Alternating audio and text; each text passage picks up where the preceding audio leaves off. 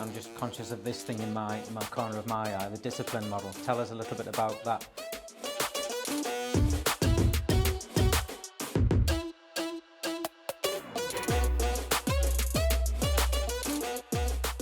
I'm just conscious of this thing in my corner of my eye, the discipline model. Tell us a little bit about that, how it was created. Did you have a dream about it one night, or a vision? What created it, and where did it come from? Yeah, I mean, you're probably asking me that because of you've heard the story of how it came about. So for me, I laugh now because it seems so obvious, but it wasn't at the time. And you often hear Gemma say that we're not aware of what we're not aware of.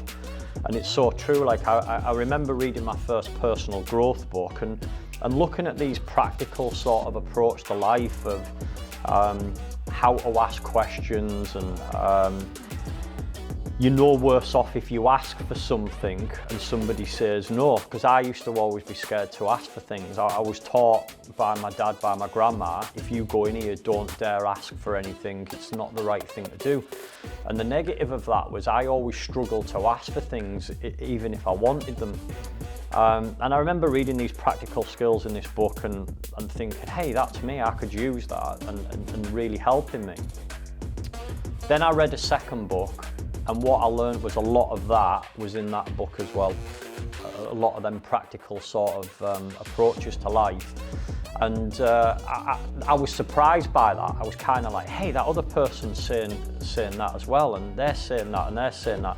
Then I read a third book, and it was kind of like, that's weird. Then that book, and that book are all saying the same things, which now I just know that success leaves clues.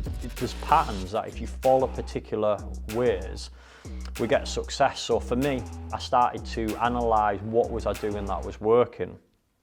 And I actually had my 12 steps to success from all people that I've studied, from what I'd learned through my own results, through my own failures.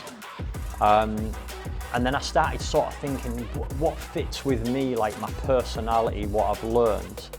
And I went to sleep one night and I actually dreamt the discipline model and my 12 steps sort of fitting into the model.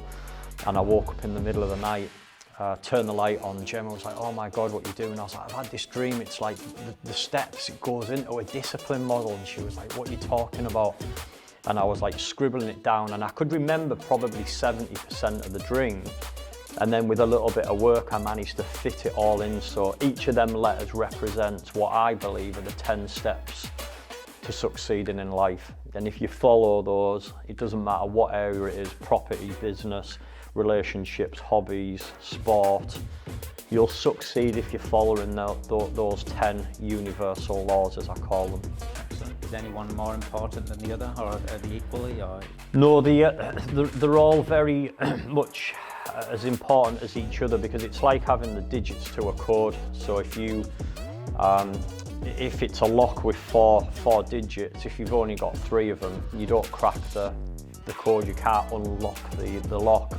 So you need all 10 of them. If any one of those are missing, you can't fully crack the code. You'll get results, obviously, but doing 9 is better than doing 3, but you'll never fully click and get the results until you implement all 10 of them. Okay, thank you.